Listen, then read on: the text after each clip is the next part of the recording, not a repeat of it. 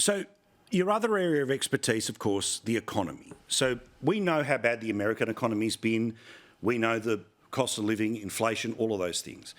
But the reality of, say, the next 2 years, if Republicans are in a position to stop spending by even being in the House by one seat, great. $4.5 trillion is enough. That's a lot of stimulus. Thanks very much.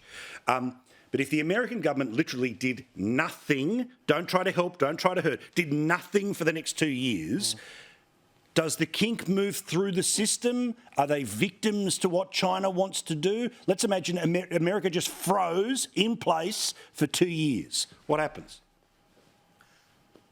Well, look, I think the money does move through the system. It does take time, but I still think the best forecasts that look at those things say inflation is still going to be 5% at the end of basically 24 months from now, or 4%, which is still double, triple the Federal Reserve's target. So that means you're still going to have very high interest rates.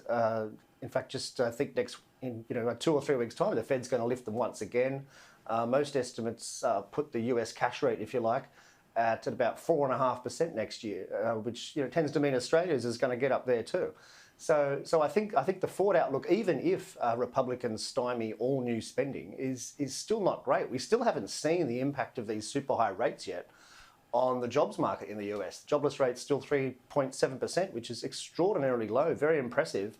But no one seriously thinks you can have home loan rates of 7%, which they now do here, without a big impact on the housing construction sector and the auto sector and so forth. And so that's still coming down the pipeline. We just don't know when it's going to arrive. Well, but remember, Liz Truss could not rule, must leave the building, shut the doors, take the furniture with you after 43 days because their interest rate was going to have maybe a 6 in front of it. You're talking about an America with a 7 in front of it. Australia's going to end up there as well. And I just think people need to truly understand that if they think, oh, that London experiment, well, the people who want us to cap power prices want exactly the same thing to happen in Australia. The people in America who don't believe in a liberal and an open market, who want the federal government to get involved, you're going to do. So Trussonomics doesn't work, but a version of it might be coming your way from the left. Oh yeah, look, I think it's certainly true that governments around the world are finally realising the cost of borrowing, and it's high, and they're going to have to make hard decisions about their expenditure.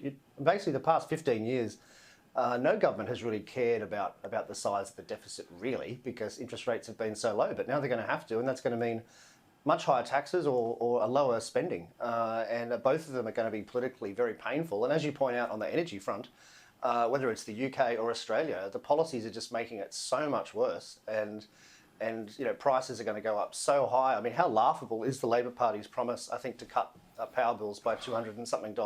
I mean, that's just totally absurd and obviously not going to happen.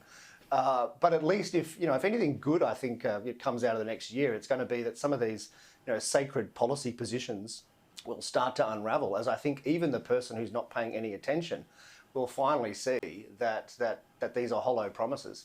That's it. And your window to be able to live through them, get through and reverse, it does tighten by the day.